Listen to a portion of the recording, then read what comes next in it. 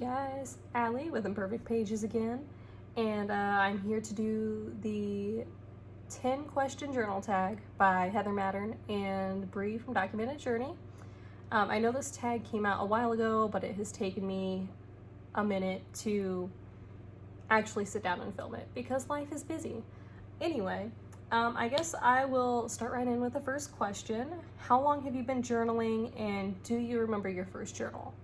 So I have kind of journaled on and off my whole life. Like as a kid, I would occasionally pick up a journal or like a diary and write a few pages in it, and then I would just rip them out because I was an angsty kid and, was embarrassed that I was writing in a diary. But in 2016, I was in the hospital for a little bit with some health issues and some really, really bad anxiety, and I picked up journaling at the time. My therapist had kind of recommended it as a tool to kind of figure out like how to process all of these thoughts and feelings and stuff that were going on in my head. So I had this sketchbook that had been sitting on my bookshelf for probably 2 years at the time, and I picked this up and I just started pouring my heart and soul and brain gunk onto these pages. So I started this March 29th, 2016, and I have basically been journaling consistently since then. At the time, I called my journals a mirrorless reflection because I thought that was super creative and funny, because essentially my journals are just a tangible extension of my brain. So at the time, yeah, that actually was probably accurate. I started my journal, the first page, with a greeting card of a cat and some yellow glitter pin, and I wrote, "Feast your eyes on this cutie pie. He's going to be the first page because he's cute and he deserves it. Turn here when you want to smile." As in, turn back to this page when you want to smile. And a lot of this journal was me writing about my days. I had a lot of doctor's appointments at the time. I was 2 months away from graduating high school, so I was figuring out how to deal with all of that. I was completely homebound from school, so I would pretty much go into school one day a week after, regular hours, and meet with a homeschool, homebound teacher to get my assignments and stuff. So this was kind of where I kept track of homework assignments. I wrote down notes on my therapy sessions because I was in therapy weekly at the time. I was in physical therapy. I had my regular doctor's appointments, try to figure out some medications and stuff. I would write down my physical therapy exercises and draw out the diagrams and stuff. Songs that I was listening to. I would draw, kind of. There's a lot of things that I started writing and then, or would start drawing and then didn't do anything with them. This one says, "Dream without fear, love without limits," on top of some dreams that I had written down. Yeah, there's a lot of, there's some doodling, which I know that's kind of hard to see. Basically at the time I was using mostly Papermate, the basic crystal Papermate colored pens, pencil, liquid glue. I did some projects with liquid glue in here. Colored pencils, acrylic paint, not acrylic, craft paint. I would just paint random stuff. Yeah, this was one of the glue pages where I used glue and then I watercolored over it. So that's kind of fun, kind of neat. I think I need to do that again. So yeah, this journal, it took me from March 29th through June 7th, which was just a few days after graduation and a few days after my birthday. Yeah, at the end, you could tell I was starting to get impatient because I was just doing a lot of messy, random art, but honestly, at the time, that's what I needed. So I'm not mad about it. I think it was an important part of me figuring out how I needed to express myself at the time. And yeah, this is probably one of my most treasured journals because it was just where I really found myself and my style and really just figured out that journaling was going to be for me. So that was the first question. That was a really long, rambling answer for the first question. What is the purpose of journaling for me is question 2. So for me, I journal kind of like I explained here to basically just get the gunk out of my brain. I write to process my feelings and my thoughts. I write for clarity. I also do memory keeping in my journal. I like to print photos or keep like little bits of ephemera, business cards, maps, whatever from my day. I will stick those in my journal. I do notes for like my therapy sessions. I like to take notes on like doctor's appointments. There's just a little bit of everything in my notebooks.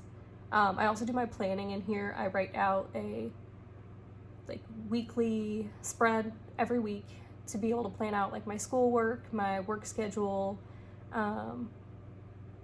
basically everything that's going on throughout the week. So that's pretty much my purpose of journaling, is just, it's a space for me to organize my brain, more or less, and to help with my memory, because my memory kind of sucks. This little piece of hair is being kind of goofy. Number 3 is, do you ever abandon a journal or do you have journaling breaks? So I don't necessarily take breaks. I don't journal every day. So for me, I could go 2 or 3 days without journaling. I could go a week without journaling. Sometimes the only thing I will do for a week is write out my weekly schedule, and then literally nothing else happens in my journal until the next week. I do abandon journals. So in my journaling, the mid-year journal tag video that I either have posted already or I'm getting ready to post, I do talk about a journal that I did abandon this year because I felt like it was hindering my journaling groove. It was a blank moleskin journal and I hated the paper. All of my pens would bleed through the pages. It was just, I couldn't do any art in it. It was just not a vibe. So I did abandon that. And I have abandoned journals a few times in the past, usually for those reasons where it doesn't hold ink very well. I can't use watercolor in it, can't use paint. Maybe the binding is weird. Just for whatever reason, if I don't vibe with the journal, I'll abandon it, because for me, maintaining a journaling groove is better and more important to me than finishing an entire journal cover to cover. Number 4, do you keep only one journal or many? I do keep 2 journals. One, I always have this is basically just like an everything journal, more or less. I keep this, and I do also have a reading journal this year that I've been doing like monthly spreads in. I don't update that regularly. Just once a month I go through and create a page like where I collage my book covers, the ones that I've read, and then just do like little like notes about which ones were my favorite, which ones had the highest ratings, which ones I didn't like, etc. I've pretty much learned that one journal is where I do best. I don't really count my reading journal as a journal because I don't update it often. And then number 5, what makes a journaling system right for you? What do you need in a system? So I don't really have a system for my journaling. My journal is just whatever I need it to be. So sometimes it is planning, sometimes it is art, sometimes it's memory keeping where I just have photos and, you know, random things that I glue in. It's not really a system necessarily, so I don't really know how to answer that one, because my journaling system is just opening to a page and letting whatever my brain needs just come out onto the page.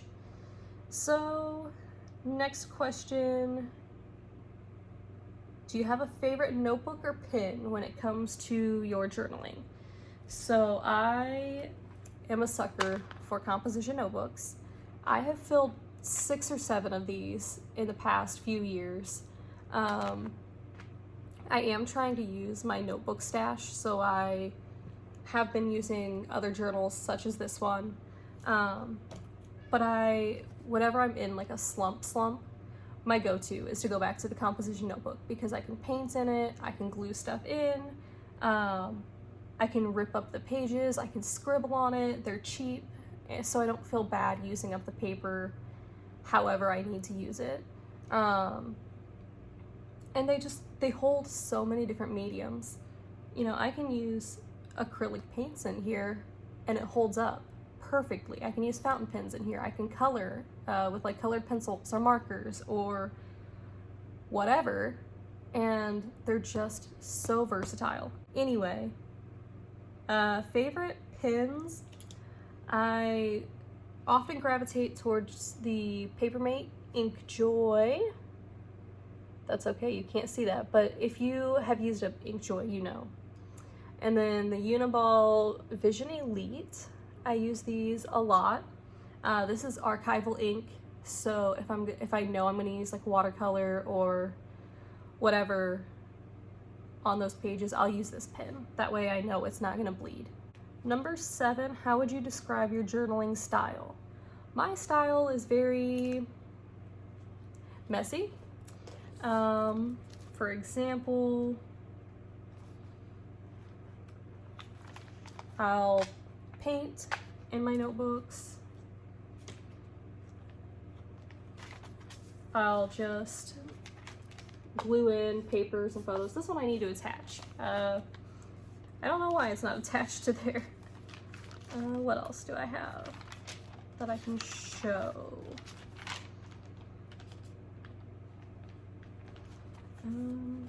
Here's a little bit of like the memory keeping style. I've got a receipt from Panera from when I had lunch with one of my friends.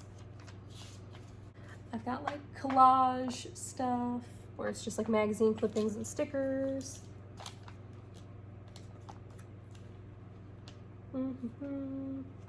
More stuff like this where there's like maybe some drawing on one side, washi tape, stickers. I like to put memes in my journals too. This one's a good one where I just glued in my flower seed packets. Yeah, I feel like that pretty much sums up my journaling style. Is just I put whatever I want in my notebooks. I like to make copies of like my tarot and oracle cards for certain spreads if I feel like they really resonate, and I will add those into my journal. Yeah, there's just, you know, my style is just messy, and honestly, I love it. It just, because that's how my brain feels inside. So if I'm able to put it on paper, then it just makes everything make more sense. Number 8, who and where do you get your journaling inspiration from? So I definitely get my inspiration from Heather and Bree. I also really like watching Just Celia, Creative Jules. Oh, I know I'm gonna forget people, and I feel really bad. Chloe reads books. She also does a little bit of journaling on her reading channel.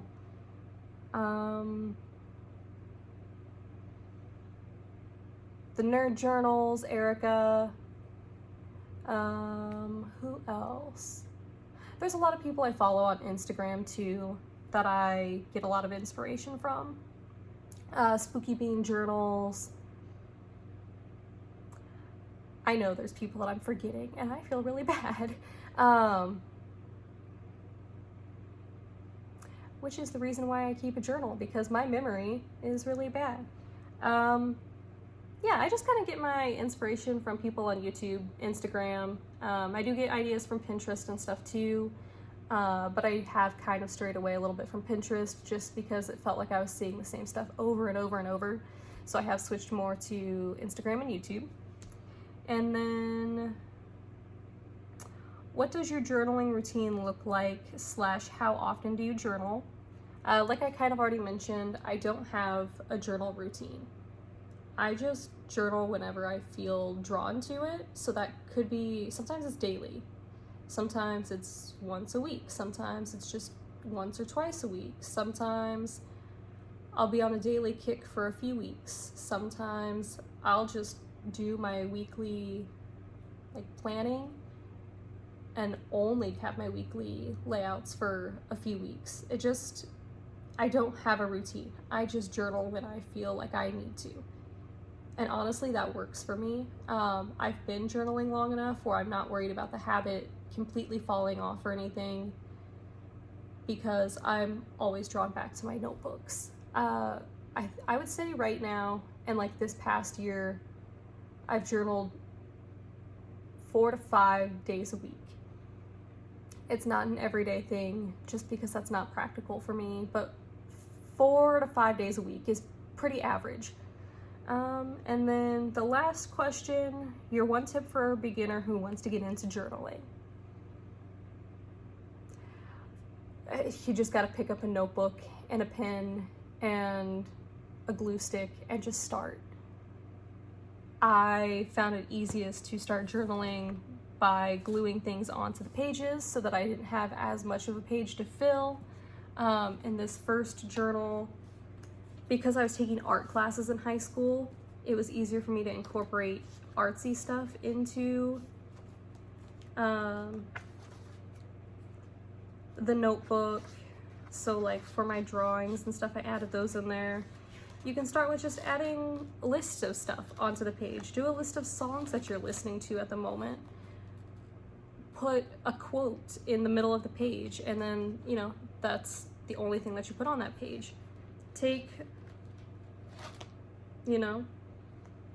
your watercolors or paints or whatever and just make a mess.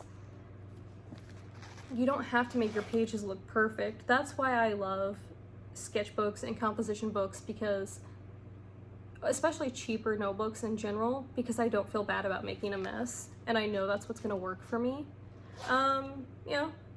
If you're journaling, just start with a sentence and put the date at the top, write your one sentence, and then see where that takes you. Write one sentence about what you're grateful for. Write one sentence about what you did that day. Write a sentence about why you want to start journaling, because if you can figure out why you want to journal, that's going to help you in your journaling journey, which is kind of a funny phrase. You just got to do it. You just got to try it and experiment and watch YouTube of other people's journaling and try different styles and figure out what works for you. You'll, over time, build your own style, and that's what's going to benefit you, is just trying different things so that you learn what you like. When I started journaling, I never would have thought that I could, paint and glue stuff in. And, growing up, I thought journaling was just keeping a, dear diary, today I da-da-da-da-da. It doesn't have to be that way. It can be creative. It can be memory keeping. It can be anything. It can just be fun. It's just a project. There's no pressure. And once you start, you'll be grateful that you did. Once you fill 5 pages in your journal, once you fill 10, once you finish that first journal, you're going to be like, oh my gosh, I can do this. And it's just so cool to look back on. And I guess that's my one tip, is just pick up a notebook and a pen and see where it takes you. and that's the best advice I can give. But yeah, that's it for the journaling tag. I hope you guys have an amazing day, and I will catch you in the next video. Bye!